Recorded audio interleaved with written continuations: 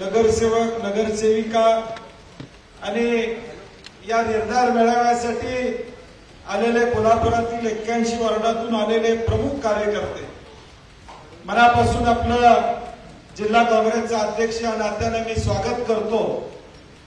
गेल्या 8 दिवसापासून मेळावा घ्यावा अशी चर्चा सगळ्यांची होती आणि म्हणून आदरणीय महाराजांची वेळ घेऊन उद्या परत आदरणीय महाराज लोकसभेच्या अधिवेशनाला दिल्लीला जाणार आहे आणि म्हणून उद्या आमची रविवारी घ्यावा असं वाटत होतं, परंतु महाराज आज येणार असल्यामुळे आपण आजची तारीख निश्चित केली आणि हा भव्य दिव्य कार्यकर्त्यांचा मेळावा आज काँग्रेस कमिटीत संपन्न होतोय याचा आनंद कार्यकर्ता म्हणून निश्चितपणे मला आहे।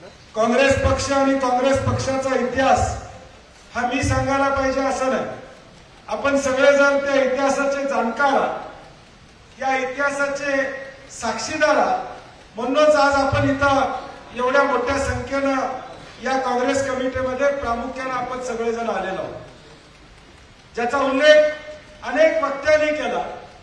या राज्यामध्ये गेल्या 2.5 वर्षापूर्वी आलेली सत्ता असेल किंवा आता गेल्या 7-8 महिन्यामध्ये चोरून आलेली सत्ता असेल, या सगळ्या सत्तेच्या माध्यमातून नेमकं सामान्य महाराष्ट्रातल्या जनतेला काय मिळालं हा प्रश्न या ठिकाणी महत्वाचा। 6-8 महिने झालं महायुतीचं 3 पक्षाचं सरकार आलेलं आहे। 3 पक्षाचं सरकार पहिल्यांदा म्हणले आम्ही 3 चाकाची रिक्षा एकत्र चालवतो, परंतु आता सरकारमध्ये आपण दररोज बघतोय 1 चाक पुढे चालले, 1 चाक डावीकडे चालले, 1 चाक उजवीकडे चालले, अशी अवस्था या 3 पक्षाच्या सरकारची या राज्यामध्ये प्रामुख्याने त्या ठिकाणी सभागृहामध्ये आम्ही सगळेजण बघतोय, कुणाचा पायपास पुण्यामध्ये नाही आहे, अशा पद्धतीचा सरकार गेल्या 20 वर्षामध्ये या राज्यामध्ये आम्ही बघितलं नाही। आम्ही मंत्री म्हणून 6-6.5 वर्ष आम्ही काम केलेलं आहे। विरोधी पक्षाचा सत्ताधारी आमदार ज्यावेळी सभागृहामध्ये बोलतो त्यावेळी आम्ही बसून त्याचं टिप्पण करत असतो, त्याला उत्तर देण्याची भूमिका आम्ही घेत असतो, परंतु एक 5वी बहुमत हे एक माज या विद्यमान महायुती सरकारला आलेलं आहे। पुढे कोण काय बोलतंय याचा विचार न करता आम्हाला रेटून सरकार चालवायची ही भूमिका हे सरकार घेताना या ठिकाणी दिसते। आपली एक जुनी म्हण आहे, या ठिकाणी अंतरून बघून पाय पसरावेत, परंतु आता राज्याचा आर्थिक कारभार बघितला तर अंतरून दिसना एवढे पाय यांनी पसरले, म्हणजे अंतरून कमी पडायला लागले, एवढे पाय आता आर्थिक दृष्ट्या पसरलेले आहेत। 1 लाख कोटीचं बजेट म्हणजे बजेटपेक्षा जास्त सप्लिमेंटरी बजेट आज 1 लाख कोटीची या राज्यामध्ये कधी झाली नव्हती, ही या राज्यामध्ये आलेली। मी का तुम्हाला सांगतोय, कारण की उद्याच्या भविष्यकाळात महागाईचा धमका या महाराष्ट्राच्या जनतेला या ठिकाणी बसणार आहे। टॅक्सच्या स्वरूपात उद्याच्या भविष्यकाळात धमका आपल्याला बसणार आहे, कारण की आर्थिक शिस्त या महाराष्ट्रातली कोलमडलेली आहे, वास्तव आपल्या समोर प्रामुख्याने त्या ठिकाणी 1 लाख कोटीची बिलं आज शेतकऱ्यांची, एक कॉन्ट्रॅक्टरांची त्या ठिकाणी मिळालेली नाही। आज अनेक कॉन्ट्रॅक्टर देशोधडीला या ठिकाणी लागलेले आहेत, कुणी 5 लाख कुणी 10 लाखाची कामं केलेली आहेत, 2-2, 3-3 वर्ष या मंडळींना बिलं मिळालेली नाहीत, हे वास्तव आपल्या समोर त्या ठिकाणी। आज एका हर्षद सारख्या तरुणानं, मी परकाल तांदूळवाडीला जाऊन आलो, त्याच्या घरी भेट देऊन आलो, एक होटकुरू तरुणानं बिल मिळालं नाही म्हणून महाराष्ट्रामध्ये आत्महत्या करण्याची भूमिका घेतली। शेतकऱ्याच्या आत्महत्या आम्ही ऐकल्या होत्या अनेकदा, शेतकरी अडचणीत येतो तो आत्महत्या करतो आहे हे आम्ही अनेकदा बघितलं होतं, परंतु आज तरुण मुलं सुद्धा कॉन्ट्रॅक्टची बिलं मिळत नाहीत म्हणून आत्महत्या करतायत। या पापाचा धनी कोण असेल तर महायुती सरकार आहे, हे लोकांच्या पर्यंत पोहोचवायचं काम उद्याच्या भविष्यकाळात आपल्याला या ठिकाणी घेऊन जावं लागेल। एका बाजूला सरकार अडचणीत आहे, कर्जात आहे, दुसऱ्या बाजूला मात्र 86,000 कोटीचा शक्तीपीठ महामार्गाचा अट्टास सरकार करताना आपल्याला दिसतं।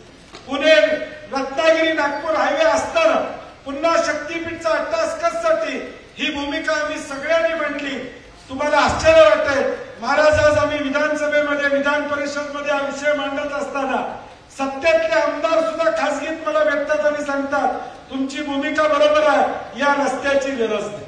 म्हणजे दहशत केवढी आहे की सत्तेतला आमदार सुद्धा बोलू शकत नाही, या पद्धतीचं वातावरण त्या ठिकाणी या राज्यामध्ये निर्माण झाले. हे वातावरण लोकशाहीसाठी उपयुक्त नाही, लोकशाहीसाठी घातक असं वातावरण या राज्यामध्ये निर्माण झालेलं आहे. जनसुरक्षासारखा कायदा आता आणला, त्याला आम्ही परखडपणे विरोध केला. काय कायदा आहे या जनसुरक्षामध्ये? आता आंदोलन करणं, काही अडचणीमध्ये तुम्ही नक्षलवादी ठरवायचे अधिकार हे सरकारला या ठिकाणी देण्याचं काम त्या ठिकाणी चालू आहे. शक्तीपीठच्या विरोधात या कम्युनिस्ट कार्यकर्ता गिरीश फोंडे नावाचा कार्यकर्ता या कोल्हापूर शहरामध्ये काम करत होता. 24 तासात त्याला नोकरीवरनं काढायचं पाप या मंडळींनी त्या ठिकाणी केलं. म्हणजे कशा पद्धतीची दहशत या राज्यामध्ये आणण्याचं काम ही मंडळी करतायत. आज आम्ही जागा झालो नाही तर उद्याचं भवितव्य आमचं अंधाराकडे असणार. आज आम्ही निर्णय घेतला नाही तर उद्याच्या भवितव्याला आम्ही दोषी असो, हे मला मुद्दामून कार्यकर्त्यांना सांगायचं आहे. हे सगळं आम्ही उघड्या डोळ्याला बघत बसायचं का? हे जर सत्य असेल तर त्याच्या इथं लढण्याची तयारी काँग्रेसचा कार्यकर्ता म्हणून तुम्हाला आम्हाला या ठिकाणी घ्यावी लागेल. या अन्यायाच्या विरुद्ध लढण्याची भूमिका उद्याच्या भविष्यकाळात आपल्याला घ्यावी लागेल. आज या देशाचे विरोधी पक्ष नेते राहुलजी गांधी देशभर संघर्ष करतायत. त्यांना काही अडचणी येत नाहीत का? त्यांना काही नोटिसीज येत नाहीत का? ईडी मध्ये दिवसभर त्यांना बसवून ठेवलं, तर हा नेता या ठिकाणी खचला नाही, ताकदीने उभा राहिला. हे देशाला या ठिकाणी दाखवून देण्याचं काम राहुल गांधींनी त्या ठिकाणी केलं. आणि म्हणून आता सत्याचा दुरुपयोग या सगळ्या मंडळींनी केला. आता सर्वोच्च न्यायालयाच्या भूषण गवई साहेबांनी ईडी बद्दल काय वक्तव्य केलं हे पूर्ण देशानं त्या ठिकाणी पाहिलेलं.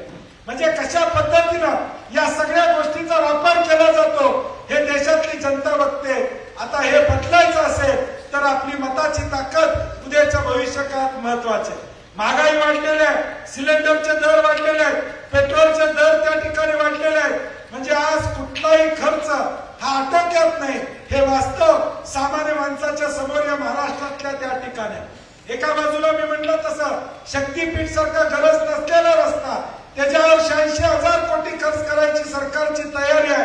परंतु आमच्या अंगणवाडी सेविका, आशा वर्कर, आमच्या संजय गांधी निराधारचं पेन्शन वाढवायचं या ठिकाणी यांचं मन मोठं त्या ठिकाणी नाही. संजय गांधी निराधारचं पेन्शन वाढवण्याची भूमिका यांची नाही आहे. रस्त्यासाठी निधी देण्याची भूमिका नाही आहे. एमपीएससीची भरती करण्याची भूमिका या मंडळींची नाही आहे. पोलीस भरती रखडलेली आहे. आता जिल्हा परिषदच्या निवडणुका आहेत म्हणून आता पुढची पोलीस भरती करणार म्हणून त्या ठिकाणी सांगते. मागची पोलीस भरती झाली, त्याचं ट्रेनिंग अजून झालं नाही, त्यांना पोस्टिंग अजून मिळालं नाही. फक्त जिल्हा परिषद महानगरपालिकेच्या निवडणुका गृहीत धरून घोषणा करण्याची भूमिका या ठिकाणी घेतात. लाडकी बहीण योजना तुम्ही चालू केली, आम्ही देखील लाडकी बहीण योजनेबद्दल जाहीरनाम्यामध्ये सांगितलं होतं, हरकत नाही. तुम्ही लाडकी बहीण योजना चालू केली, त्यावेळी तुम्ही नियम बघितले नाही. मग आता नियम लावायचं काम तुम्ही कशा पद्धतीने करता? त्यावेळी ज्या बहिणीनं पैसे घेतले, आता मात्र ती बहीण तुम्हाला साडत्र वाटायला लागली, हे वास्तवाचं या ठिकाणी. त्यावेळी लाडकी बहीण होती, मतं मिळण्यापर्यंत ती लाडकी होती. एकदा मतं मिळाली की ती मात्र सावत्र झाली, हे वास्तव या महाराष्ट्रामध्ये त्या ठिकाणी झालेलं आहे. आणि म्हणून हे सगळे विषय आज महायुतीच्या या सरकारमध्ये आपण जर विचार केला तर 100 विषय असे की लोकांच्या विरोधातले विषय हे सरकार प्रामुख्याने करण्याचा प्रयत्न करत आहे. आणि म्हणून काँग्रेस म्हणून आपली जबाबदारी आहे. काँग्रेस पक्षाला एक वेगळा इतिहास आहे. काँग्रेस पक्षाची एक वेगळी भूमिका सातत्याने राहिलेली आहे, ज्याचा उल्लेख सचिनने केला, राजू लाटकरनी केला. व्हॉट्सअप आणि इंस्टाग्रामवर आपला काँग्रेस पक्ष नाही तर लोकांच्या पर्यंत पोहोचण्याचं काम काँग्रेस पक्षाने सातत्याने त्या ठिकाणी केलं आहे. परंतु आजचा जमाना वेगळा आहे. या जमान्यामध्ये इंस्टाग्राम असेल, व्हॉट्सअप असेल, या सोशल मीडियाच्या माध्यमातून आपल्याला लोकांच्या पर्यंत पोहोचण्याचं काम आपल्याला त्या ठिकाणी करावं लागेल. 2025ला या महानगरपालिकेचा मतदार जो असणार आहे त्याचा जन्म 2007ला आणि 8ला या ठिकाणी झालेला आहे. त्याला काँग्रेसनं काय केलं त्याला माहित नाही आहे. आणि म्हणून माझी कार्यकर्त्यांना विनंती आहे, उद्याच्या भविष्यकाळात काँग्रेसचा विचार हा 18 ते 25 या वयोगटापर्यंत घेऊन जाण्याचं काम आपण केलं पाहिजे. या काँग्रेस कमिटीतच मी मी सातत्याने भाषणामध्ये सांगितलं, आजोबा आमच्या बरोबर आहे, वडील आमच्या बरोबर आहे, नातू आणि मुलगा कुठे याचं संशोधन प्रत्येकाने त्या ठिकाणी केलं पाहिजे. आणि म्हणून 18 ते 25 हा वयोगट, या वयोगटाबरोबर संवाद साधला पाहिजे. त्यांना सांगितलं पाहिजे की जाती जाती तणाव निर्माण करणारा भाजप पक्ष आहे. हा नोकरीबद्दल बोलत नाही, शिक्षणाबद्दल बोलत नाही, रोजगाराबद्दल त्या ठिकाणी बोलत नाही, घरामध्ये शांतता नांदावी म्हणून बोलत नाही. गांजा या ठिकाणी सर्रासपणे विकला जातो, त्याच्याबद्दल भाजपचा नेता एक बोलत नाही. कुणाच्या पोर्टवर गांजाची तस्करी झाली, गांजा उतरला, हे अख्ख्या जगाने त्या ठिकाणी बघितलेलं. आणि म्हणून या सगळ्या गोष्टीचा विचार केला तर आम्ही जर जागरूकपणे उद्याच्या भविष्यकाळात आमची पावलं टाकली नाही तर उद्याची पिढी आम्हाला माफ करणार नाही. आम्ही या व्यासपीठावरून छत्रपती शिवाजी महाराजांचं नाव घेतो, छत्रपती शाहू महाराजांचं नाव घेतो, महात्मा ज्योतिबा फुलेंचं नाव घेतो. सावित्रीबाई फुले नसत्या तर आमच्या बहिणीची शिक्षणाची दारं या ठिकाणी उघडी झाली नसती. शाहू महाराज नसते तर शिक्षणाचा हक्क आम्हाला मिळाला नसता. हे ज्यावेळी आम्ही बोलतो त्यावेळी उद्याच्या भविष्यकाळातल्या पिढीला आम्हाला सांगता आलं पाहिजे की आम्ही देखील हे चुकीचं चाललं होतं, ते थांबवण्याचं काम आमच्या पिढीनं केलं होतं, हे सांगण्याचं काम आपल्याला करावं लागेल. आणि म्हणून काँग्रेस पक्ष महत्वाचा आहे, काँग्रेसची ताकद महत्वाची आहे. अनेक चढ उतार हे काँग्रेस पक्षामध्ये सातत्यानं त्या ठिकाणी आले. अनेक लोक महाराष्ट्रामध्ये सोडून गेले, अनेक लोक या ठिकाणी आले गेले, परंतु काँग्रेस पक्ष, काँग्रेसची विचारधारा कधी संपली नाही. हा इतिहास आपल्याला या ठिकाणी आहे. इंदिरा गांधींच्या काळापासून अनेक लोकांनी काँग्रेस पक्षाला बघितलेला आहे. आज राहुल गांधींचा विचार आपण करा. मला ज्यावेळी अनेक लोक म्हणतात की असं घडलं तसं घडलं, मी ज्यावेळी बोलतो त्यावेळी मला दिल्ली मुंबईत अनेक ज्येष्ठ म्हणतात की राहुल गांधींचा विचार तुम्ही करा. त्या माणसाने किती अपमान सहन केला, त्या माणसानं संघर्षाची या ठिकाणी वाट सोडली नाही. किती काही कोण बोललं तरी एक संघर्ष करण्याची भूमिका त्यांनी स्वीकारली. पदयात्रा 4000 किलोमीटर पदयात्रा कन्याकुमारी टू काश्मीर काढण्याचं धाडस या भारतामध्ये कुणामध्ये झालं नाही, ते राहुल गांधींनी करण्याचं काम त्या ठिकाणी केलं. आणि म्हणून हा विचार आहे, ही समाजाला एकजूट करणारा विचार काँग्रेसचा आहे. आज इथं तुम्ही बसलात, मी नेहमी सांगतो एखाद्या कार्यक्रमामध्ये, तुम्ही येऊन मतं बसलात, तुम्हाला जी खुर्ची मिळाली त्या खुर्चीवर बसलात. उजव्या बाजूला कुठल्या जातीचा कुठल्या धर्माचा माणूस आहे याचा विचार आपण केला नाही. हे आई वडिलांचे संस्कार आपल्याला, काँग्रेसचे संस्कार आपल्याला या ठिकाणी मिळालेले. आणि म्हणून पुढच्या काळामधलं आव्हान आहे, आता समाजामध्ये तेढ निर्माण करण्याचा प्रयत्न सातत्याने या ठिकाणी चालू आहे. प्रत्येक समाजाला टार्गेट करण्याचा प्रयत्न सातत्याने या ठिकाणी चाललेला आपल्याला दिसतोय. बहुजन समाज हा कसा विस्कटेल हा प्रयत्न भाजपच्या माध्यमातून त्या ठिकाणी केला जातो. आणि म्हणून काँग्रेस म्हणून तुमची आमची सर्वांची उद्याच्या भविष्यात जबाबदारी असणार आहे की या संघर्षाच्या काळामध्ये एकसंघ राहण्याचं काम आपल्याला या ठिकाणी करावं लागेल. मालवणमध्ये छत्रपती शिवाजी महाराजांच्या पुतळ्यामध्ये या मंडळींनी भ्रष्टाचार केला. आज डॉक्टर बाबासाहेब आंबेडकरांचं मुंबईमधलं स्मारक रखडायचं काम त्या ठिकाणी होतंय.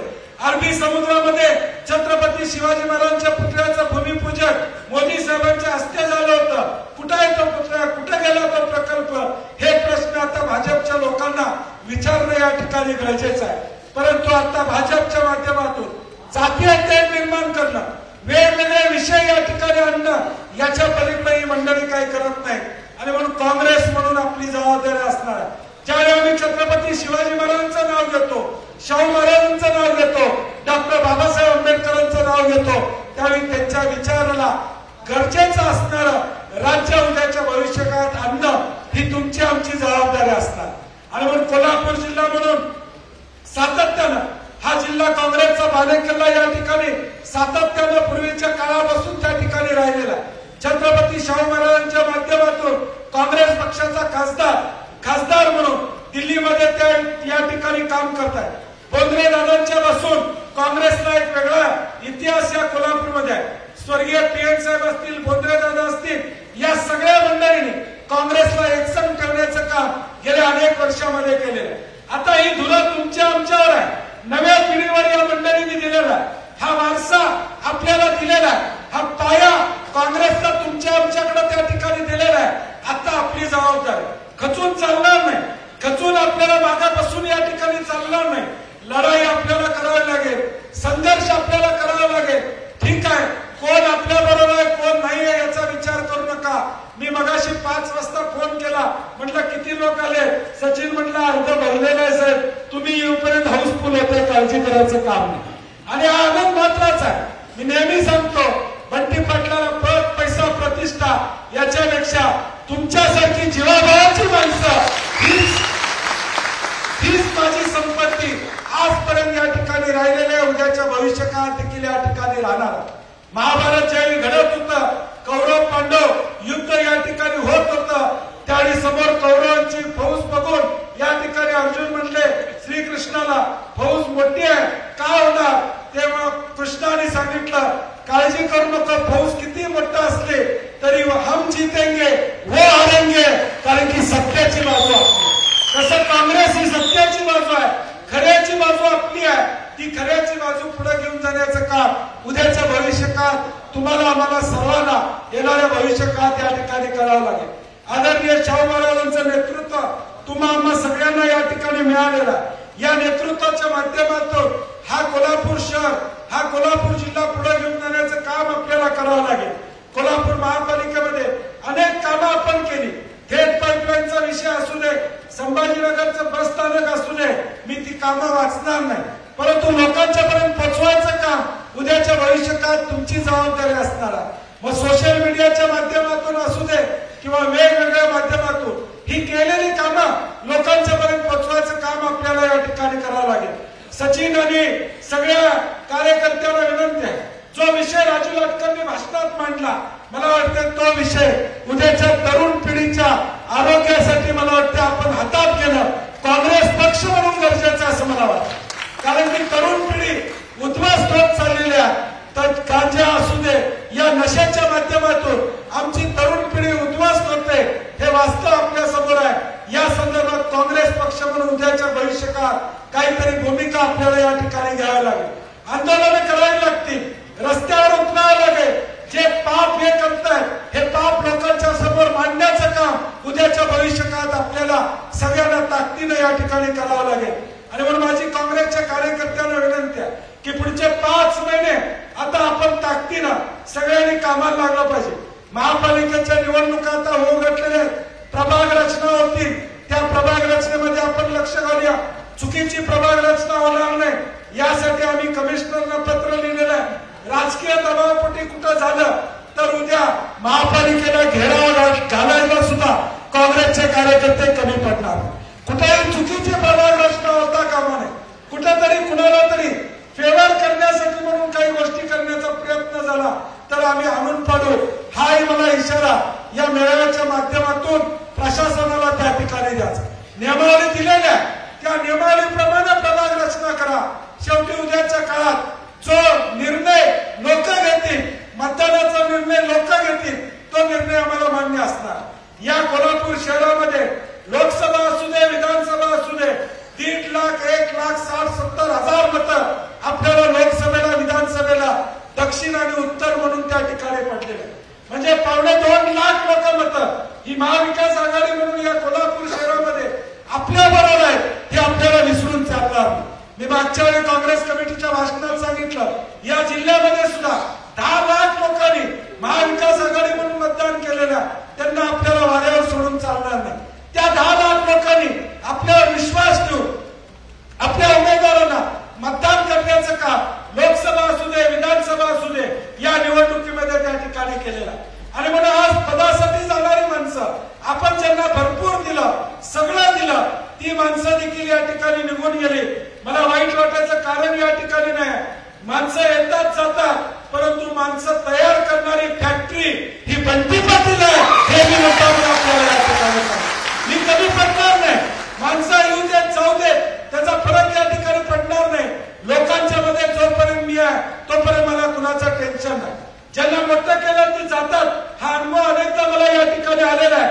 परंतु माझी कार्यकर्त्यांना विनंती आहे, आज ज्या काँग्रेस कमिटीमध्ये तुम्ही आलेला, तुम्ही एकनिष्ठ म्हणून आलेला, तुमचा निर्णय पक्का आहे की आता काँग्रेस बरोबर राहायचं, बरोबर आहे ना?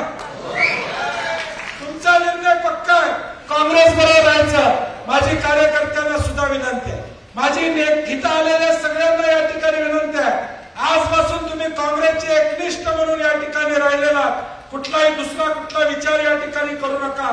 ज्याचा निर्णय घ्यायचा आहे त्यांनी निर्णय घेतलेला आहे, ज्यांना घ्यायचा आहे त्यांनी घेऊ शकतात. परंतु शेवटच्या आठवड्यात, शेवटच्या 15 दिवसात, शेवटच्या महिन्यात निवडणूक लागल्यावर मला फसवायचा कुणी प्रयत्न केला तर तो माझ्या टार्गेटवर असेल हे मला मुद्दाम ज्याला निर्णय घ्यायचा तो निर्णय घेऊ दे. काँग्रेस हा महासागर आहे, काँग्रेस हा मोठा महासागर आहे. काँग्रेसमध्ये एक थेंब पाणी बाजूला गेलं म्हणून या महासागरातलं पाणी असणार नाही हे मला या ठिकाणी माहिती. ज्याला निर्णय घ्यायचा तो निर्णय घेऊ दे. समर्थ ताकद तुमच्या जीवावर लढाई करण्याची बंटी पाटलांची आणि शाहू महाराजांची या ठिकाणी ताकद आहे. आमची ताकद मोठी आहे. ज्यांना निर्णय घ्यायचा तो होऊ दे. परंतु शेवटच्या 15 दिवसात, शेवटच्या 8 दिवसात, पुढचे 4 महिने माझ्या खांद्याला खांदा लावून या ठिकाणी काम करायचं आणि शेवटच्या अर्ध्या दिवसात कोण इकडचं तिकडं झालं तर माझा मुक्काम त्या वार्डात असणार हे जाहीरपणे मी सांगतो. माझा मुक्काम त्या वार्डात असणार.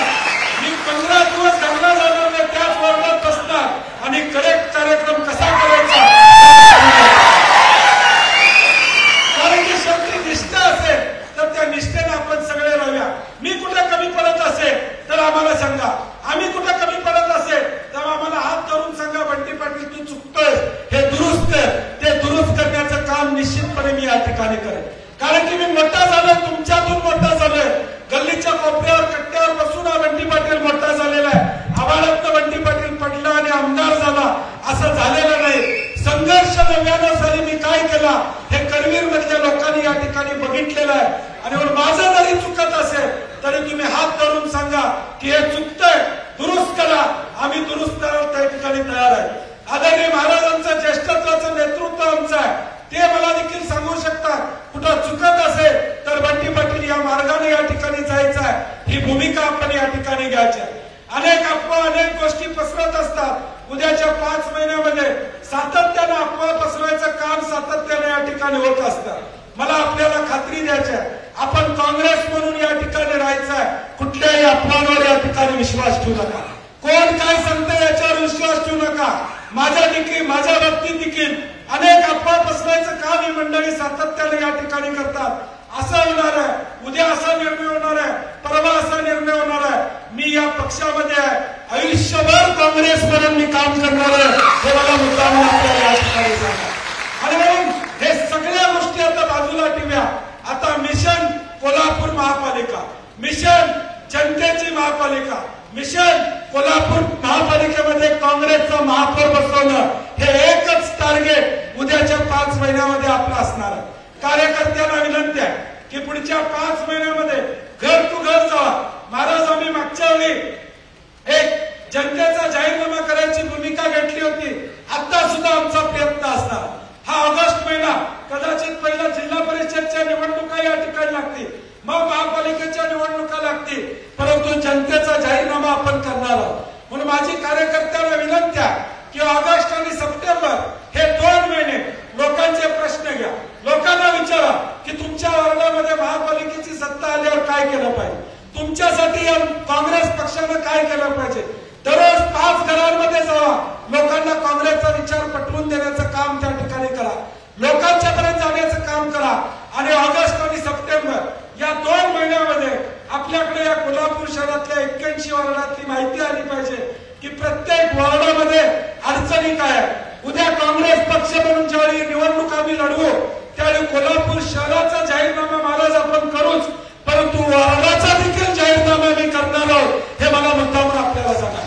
त्या वार्डामध्ये आम्ही काय करणार आहोत, त्या वार्डातल्या बगीचा असेल, कचऱ्याचा विषय असेल, पाणी पुरवठा व्यवस्थित करण्याचा या ठिकाणी विषय असेल, रस्ते कामाचा विषय असेल, गटर्स असतील किंवा तेथील एकूण स्वच्छता असेल, हा त्या वार्डाचा जाहीरनामा करण्याची भूमिका आमची प्रामुख्याने त्या ठिकाणी असणार.